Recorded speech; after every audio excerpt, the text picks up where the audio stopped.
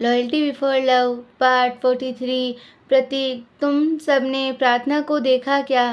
प्रार्थना की बात पर प्रतीक की बात पर जैक, रॉबर्ट, अरिजीत, दीक्षित, वंश और जयंत एक साथ बोले, हमने नहीं देखा प्रार्थना को, हम सब भी अपनी वाली को ढूंढ रहे हैं। प्रतीक को, अच्छा तुम सबको तो समझ आता है, लेकिन रॉबर्ट तुम किसे ढूंढ रहे हो? रॉबर्ट, क्रिस बॉस को। रॉबर्ट की बात सुनकर प्रतीक की आंखें फट के बाहर आ गई और प्रतीक ने रॉबर्ट को घूरते हुए कहा, रॉबर्ट यू आर ए। प्रतीक ने इतना कहा ही था कि तभी रॉबर्ट ने उससे पहले ही रुकते हुए कहा, प्रतीक नो आई एम, मैं गे नहीं हूँ। तो क्रिस इसीलिए ढूंढ रहे हो क्योंकि मुझे उनसे कुछ बात करनी है। प्रतीक को, अच्छा लेकिन मैंने उन्हें नहीं देखा है, मैं भी अपनी वाली को ढूंढ रहा हूँ। वंश, रुको, मैं उन सबको ढूंढता हूँ। प्रतीक, मैं प्रार्थना को ढूंढने के लिए पहले ही ऊपर से नीचे तक 2 चक्कर लगा चुका हूँ और मुझे उन दौरान कोई नहीं दिखा। वंश, कोई बात नहीं, मैं ढूंढ लूँगा। रुको, इतना बोलकर वंश ने अपना फ़ोन निकाला और उन सभी ने फ़ोन की लाइव लोकेशन चेक करने लगा। कुछ सेकंड बाद उसने कहा, ये पीछे जो दूसरी बिल्डिंग है उससे लोकेशन दिखा रही है। और फिर वह सभी दूसरी बिल्डिंग की तरफ जाने लगे। वह दोनों बिल्डिंग चीफ के ही बनवाई थी। दूसरी बिल्डिंग में जाने के बाद 2 दोस्त थे। पहले मैंने दोस्त से आता हुआ, दूसरा दोस्त बिल्डिंग में से वहीं पर उस बिल्डिंग के दरवाजे पर ही रुक गया तो उन सभी ने देखा कि वह हॉल बहुत बड़ा है और जूलियट, केली, सचिता, दिव्या, प्रार्थना, आलिया, तन्वी और हॉल में गद्दे लगाकर वहाँ पर बैठी हुई है और बीच में एक परात और जल रहा है। सभी वहाँ बैठकर प्रतीक ने उन सभी की तरफ देखते हुए कहा, वह लोग तुम खड़े रहकर अपने सुकून से देखते रहो और मेरी सुकून तो मेरी वाइफ में ही है, तो चलो। इतना बोलकर प्रतीक जाकर प्रार्थना के पास बैठ गया। जैक, रॉबर्ट, जयंत, अरिजीत, दीक्षित और वंश वह सब खड़े खड़े एक दूसरे को देख रहे थे। रॉबर्ट, क्रिस बॉस तो यहाँ पर है ही नहीं और आप लोग जाकर अपनी अपनी वाली के पास जाकर बैठ जाओ, तो फिर मैं अब आपके कबाब में हड्डी नहीं बनता हूँ, मैं चलता हूँ बॉस को ढूंढने। इतना बोलकर रॉबर्ट वहाँ से चला गया। रॉबर्ट ने वहाँ से जाने के बाद जय, अरिजीत, दीक्षित, वंश और जयंत एक दूसरे को घूरने लगे। सभी एक दूसरे को देखते हुए अपने मन में बोले, अब हम लोग किस हक से जाकर उनके पास बैठ जाएं। तभी वंश ने मुस्कुराते हुए कहा, मैं तो 4 सालों से रिसेप्शनिस्ट में हूँ, तो मैं जाता हूँ, तुम खड़े खड़े सोचते रहो। इतना बोलकर वंश मुस्कुराते हुए जाकर सचिता के पास बैठ गया।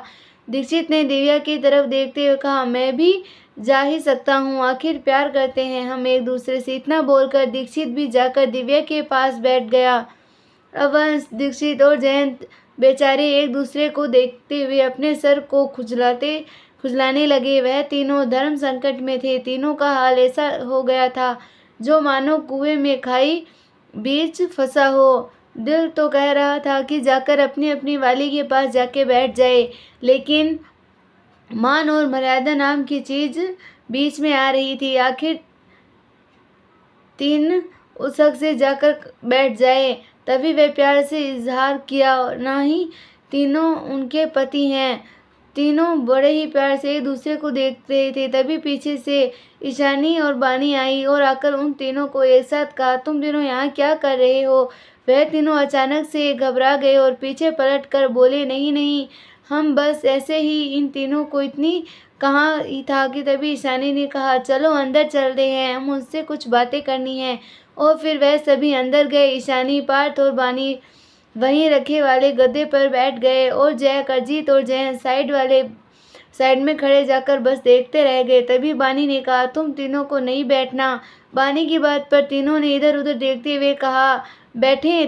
तीनों का बात इशारा समझते हुए ईशानी ने कहा, जयंत तुम तन्वी के पास बैठ जाओ, जैक तुम जूलियट के पास बैठ जाओ और अरिजीत तुम आलिया के पास जाके बैठ जाओ। ईशानी की बात पर पार्थ कुछ कहता उससे पहले ही ईशानी ने उसका हाथ पकड़ लिया और उसे आंखों न इशारा किया। पार्थ ने चुपचाप बैठ गया, लेकिन आलिया कहाँ मानने वाली थी। आलिया आंटी, मैं और दीदी एक गद्दे पर बैठ जाएंगे और अरिजीत और जयंत एक गद्दे पर बैठ जाएंगे। आलिया की इतना कहा ही था कि तभी अरिजीत और जयंत ने एक दूसरे को आंख से इशारा करते हुए कहा और जयंत तन्वी के पास और अरिजीत आलिया के पास बैठ गया और फिर वे दोनों एक्टिंग करते हुए कहा, हम दोनों तो यहीं बैठेंगे, किसी को कोई दिक्कत है तो अपने आप देखें। उन दोनों की इस हरकत पर सभी मुस्कुराने लगे, लेकिन आलिया उन दोनों को घूर घूर कर देखने लगी और जैक और जाकर जूलियट के पास खड़ा हो गया और जूलियट ने जैक से उसे देखकर कहा, बैठना नहीं है। जूलियट की बात सुनकर जैक जल्दी से जूलियट के पास बैठ गया। नहीं नहीं बैठना है, क्या नहीं बैठूंगा। प्रार्थना पार्थ, मुझे ईशानी और बानी तुम सभी से कुछ इम्पोर्टेंट बात करनी है। हम सभी ने देखा कि हम लोग नीचे हो गए, तुम में से किसी को नींद नहीं आ रही है। हमने सोचा बात करने का ये सही समय होगा।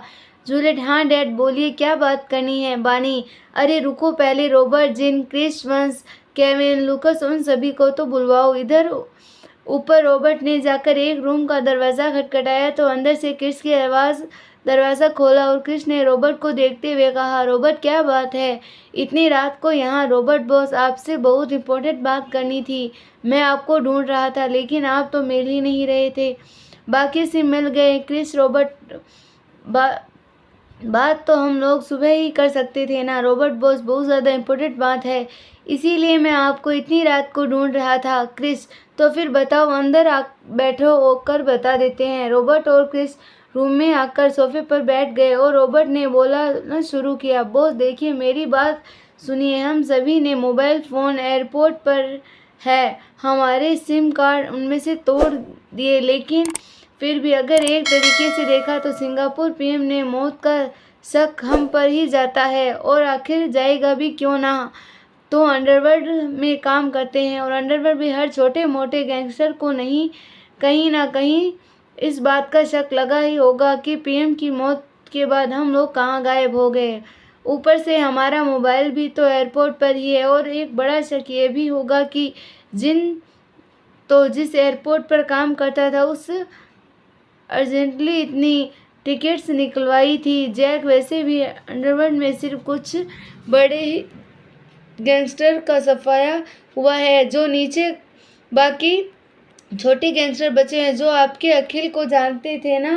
वो तो लगता है कि ना आखिर क्या हुआ। और मुझे इस बात का डर नहीं है कि वह लोग हम तक पहुंच जाएंगे या हमें मार देंगे, बल्कि मुझे इस बात का डर है कि वह हमें जिंदा छोड़ चुके हैं। अब हमारे लिए नींद एक नए सिरे से शुरू हो चुकी है। हमने हमारी ज़िंदगी का पहला चैप्टर शुरू किया और अगले हम सफ़र तो हमारे साथ जैक, जूलियट, अरिजीत, दीक्षित, दिव्या, केली, अरिजीत, वंश फंस जाएंगे और हम कहीं जाकर उतनी 1000 लड़कियों को ज़िंदगी सुधारने वाले थे। अगर वह लोग हम तक पहुंच जाएंगे तो लड़कियां वहीं की वहीं रह जाएगी।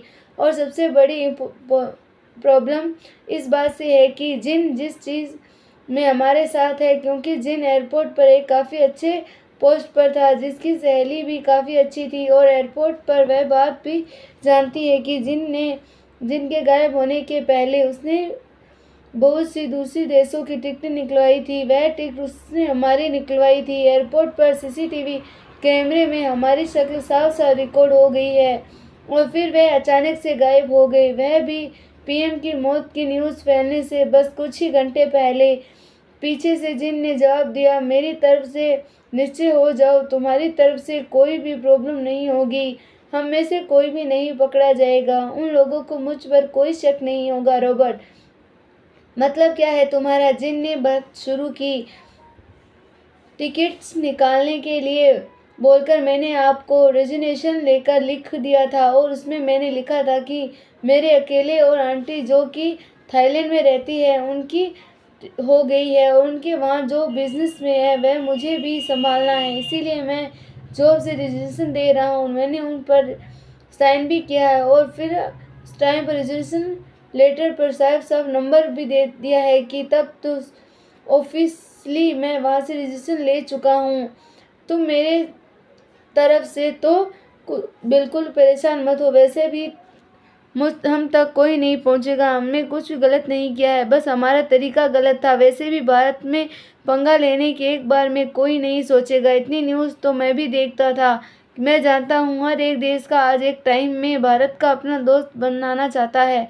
चलो कभी न कभी इतनी परेशान मत हो। जिन ने अपनी बात खत्म की थी कि तभी पीछे से अजीत की आवाज़ आई, अरे यार तुम लोग यहाँ हो, चलो नीचे। मॉम और डैड और आंटी को तुम सभी से कुछ इम्पोर्टेंट बातें करनी है। और हाँ, वंश गेम ल्यूकिस बाकी सभी को बुलवा लो। रॉबर्ट ठीक है, आप लोग चलो, मैं उन सभी को बुलवा कर लाता हूँ। रॉबर्ट की बात सुनकर जिन और अजीत तीनों वहाँ से चले गए। कुछ देर बाद वह सभी जाकर एक साथ बैठ गए। ईशानी ने उन सभी को देखते हुए कहा, अब सब मेरी बात ध्यान से सुनो। ईशानी की बात पर सभी ईशानी की तरफ गौर से देखने लगे। ईशानी ने मुस्कुराते हुए सभी की तरफ देखते हुए कहा, और सभी ने ये सोचा है कि हम सचिता, केली और दिव्या को गोद लेंगे। अगर सचिता, केली और दिव्या तुम तीनों को इससे कोई दिक्कत नहीं है तो हम तुम तीनों को गोद लेना चाहेंगे। ईशानी की बात सुनकर सचिता, केली और दिव्या तीनों की आंखों में आंसू आ गए और तीनों ने अपने इमोशन को कंट्रोल करते हुए कहा, हमें क्या दिक्कत होगी इससे, हमें दोबारा माँ बाप का प्यार मिल रहा है। हमारे लिए सबसे बड़ी बात तो यही है कि पार्थ ने मुस्कुराते हुए कहा, मतलब तुम तीनों को सच में कोई दिक्कत नहीं है ना। उन तीनों ने अपनी गर्दन मुस्कुराते हुए नाव में हिलाते हुए, और फिर वह बोली, कोई दिक्कत नहीं है सर। उन तीनों की बात सुन ईशानी और पार्थ ने उन तीनों को घूर कर देखा और बोला, अब जब तुम तीनों को मान लिया है कि हम मॉम डैड नहीं बोल सकती, यस सर और मैम क्या होगा। ईशानी और पार्थ की बात सुनकर वह तीनों मुस्कुराते हुए बोली, सॉरी मॉम डैड, आगे से नहीं बोलेंगे। और इतना बोलकर उन तीनों ने जाकर पार्थ और ईशानी को गले से लगा लिया। कुछ देर बाद उन तीनों ने उन दोनों को छोड़ा और जाकर अपनी अपनी जगह बैठ गए। जूलियट और अजीत दोनों ने एक्साइटेड होकर एक साथ कहा, अब हम दोनों के पास 3 बहनें और हैं। उन दोनों की बात सुनकर ईशानी और पार्थ ने मुस्कुराते हुए कहा, 3 भाई और हैं, और अगर कोई मान जाए तो एक भाई और हो सकता है। उन दोनों की बात सुनकर सभी ने उन दोनों की तरफ कंफ्यूज से देखा, लेकिन बानी मुस्कुराने लगी। उन सभी को अपने आप इस तरह देखते हुए पार्थ और ईशानी ने, हमारा मतलब जयंत से था, अगर जयंत मान जाए तो हम जयंत को गोद लेना चाहेंगे। इतना बोलकर उन दोनों ने जयंत की तरफ देखा और फिर ईशानी ने जयंत से कहा, क्यों जयंत, तुम तैयार हो। ईशानी की बात सुनकर जयंत ने हल्के से मुस्कुराते हुए कहा, आप मुझे गोद लेना चाहेंगी, जबकि आपको पता है ना कि मैं कौन हूँ, मेरा बैकग्राउंड क्या था। जयंत की बात सुनकर ईशानी ने मुस्कुराते हुए कहा, हमें कोई फर्क नहीं पड़ता तुम्हारा बैकग्राउंड क्या था। इस फैक्ट अब तुम सुधर चुके हो, तुम अपनी गलती को सुधार रहे हो। सबसे अच्छी बात तो यह है कि तुमने अपनी गलती को एहसास है और तुम अपनी गलती को सुधारने की पूरी कोशिश कर रहे हो। ईशानी की बात सुनकर जयंत ने कहा, तो मुझे कोई दिक्कत नहीं है। जयंत की बात पर ईशानी और पार्थ ने मुस्कुराते हुए कहा, आओ आओ। जयंत आगे आया और ईशानी और पार्थ खड़े होकर उसे गले लगा लिया। जयंत की आंखों में से आंसू थे। कुछ देर बाद जब ईशानी और पार्थ ने जयंत को छोड़ा, तुरंत जयंत ने रोते हुए कहा, आज मुझे ऐसा लग रहा है कि मुझे मेरी माँ वापस मिल गई, वही परिवार वाला एहसास, अपनापन वापस मिल गया। जयंत की बात पर सभी जयंत को घूरते हुए कहा, तो तुम्हें अब तक इन दिनों में हमारे साथ परिवार वाला एहसास नहीं आया। जयंत ने अपने आंसू पोंछते हुए कहा, मेरा कहने का मतलब था माँ का अपनापन, माँ का प्यार, माँ का एहसास। इतने सालों में बिल्कुल अकेला था मैं। इतना बोलते हुए जयंत की आंखों से सिर्फ आंसू भर आए कि तभी पीछे से जयंत के कंधे पर किसी ने हाथ रखा। जयंत के पीछे पलटकर देखा तो तन्वी खड़ी थी। तन्वी ने मुस्कुराते हुए कहा, अब तो है ना हम सब आपके साथ, तो आपको अकेला फील नहीं होगा। तन्वी की बात सुनकर जयंत ने तन्वी को गले लगा लिया। जैसे ही जयंत ने तन्वी को गले लगाया, आलिया की आंखें फटी की फटी रह गई और जैसे ही वह जयंत से कुछ कहती तभी अजीत ने उसके मुंह पर अपना हाथ रख दिया और बानी की तरफ देखते हुए आलिया के कान में बोली, जब तुम्हारी मॉम को कोई प्रॉब्लम नहीं है तो तुम्हें क्या बार बार फट्टे में टांग डाल रही हो? दिख नहीं रहा क्या कितने रोमांटिक और अच्छी फैमिली वाली पिक्चर्स बन रही है? अपने मुंह में कड़वे और कूल वचन निकालना इस स्थिति में खराब मत करना। अजीत की बात सुनकर आलिया बस चुपचाप बैठ गई। जयंत ने तन्वी को छोड़ा और जब उसने के रिएक्शन को देखा तो वह थोड़ा शर्मा गया और फिर वह दोनों जाकर वापस अपनी जगह बैठ गए।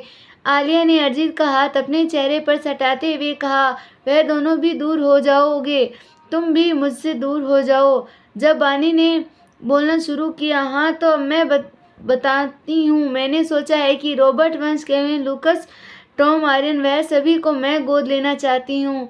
फिर बानी ने उन सभी की तरफ देखते हुए कहा, हाँ मैं जानती हूँ, तुम सब 28-29 साल के हो चुके हो, तुम सब मैच्योर हो चुके हो, लेकिन तुम अभी भी ना कभी फैमिली की ज़रूरत पड़ती होगी ना। तुम किसके साथ सालों से रहते हो, तुम उसे छोड़कर कहीं भी नहीं जा पाओगे, तो क्यों ना मैं ही तुमको गोद ले लूं, अगर तुम सभी को कोई दिक्कत ना हो तो। बानी की बात सुनकर वैश बिल्कुल शौक में खड़े थे। उन सभी के चेहरे पर कोई रिएक्शन नहीं था। वह सभी बस गौर से बानी को घूर रहे थे। कुछ देर तक ऐसे ही खड़े रहने के बाद जब उन सभी को समझ में आया कि वहाँ हो क्या रहा है, उन सभी ने एक साथ कहा, हमें तो कोई दिक्कत नहीं है, हम तो तैयार हैं, अभी ले लो।